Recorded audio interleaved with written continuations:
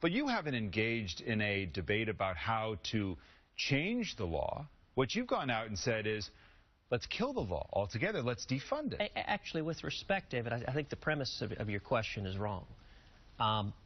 It is the Democrats who have taken the absolutist position. Look, I've engaged. I'd like to repeal every word of the law. But that wasn't my position even in this fight. My position in this fight was we should defund it, which is different from repeal. And even now, what the House of Representatives has done is a step removed from defunding. It's delaying it. Now, that's the essence of a compromise. For all of us who want to see it repealed, simply delaying it for American families on the same terms as being done for big corporations, that's a compromise. And at the same time, David, on the other side, what have the Democrats compromised on? Nothing. Zero. Their position is absolutely no, no matter what. How is that compromise? You make this argument as if there's no broader context here. Obamacare has been legislated, it has been adjudicated, and it has been tested to the political system. And so let's go through that. We had an election where I heard the standard bearer of the Republican Party, Mitt Romney, say Obamacare should be repealed. All the Republicans already voted against this thing when it was ultimately passed. The Supreme Court upheld it. And then this summer, you and your colleagues said, look, let's have a strategy here of defunding Obamacare. And you had people who signed a letter, and they said they joined you in that fight. Well, here you are now. You don't even have the same number of folks who signed the letter who voted with you in this effort. There are not protests in the streets arguing to do away with this law in the way that you'd like.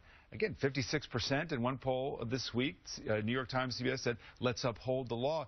So I'm focusing on results, your goal and results. Where have you moved anything? Okay, look, the facts are becoming more and more clear that Obamacare isn't working. Every day that's becoming more clear. There's a reason the unions are jumping ship. One union after another is saying, let me out. There's a reason why James Hoffa, the president of the Teamsters, said that he was writing on behalf of millions of working men and women, and he used millions, not hundreds, not thousands, and he said Obamacare was destroying their health care. Destroying is his word. Now, why is it that Harry Reid and the Senate Democrats are not willing to listen to the millions of working men and women whose health care is being destroyed? You're a terrific lawyer. You're making an argument. I asked you a specific question based on the facts on the ground. You've made all these arguments. My goodness, you went and spoke for 21 hours to make these arguments. You haven't moved anyone. Oh, look, the American people overwhelmingly reject Obamacare. They understand it's not working. The only people who aren't listening to the argument are the career politicians in Washington. It's Harry Reid who wants to use brute political force. And the great thing about the Constitution is that it creates a system of checks and balances, and each branch has the ability to check another. President Obama, sadly, in implementing Obamacare, has over and over again disregarded the law. When he granted an exemption for giant corporations, that was contrary to law.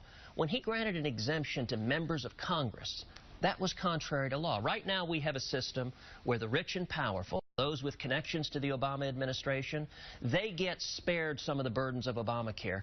But those who are struggling, single moms and young people and people who are just trying to make it, they don't get the same. You're an opponent of the law. There is, of course,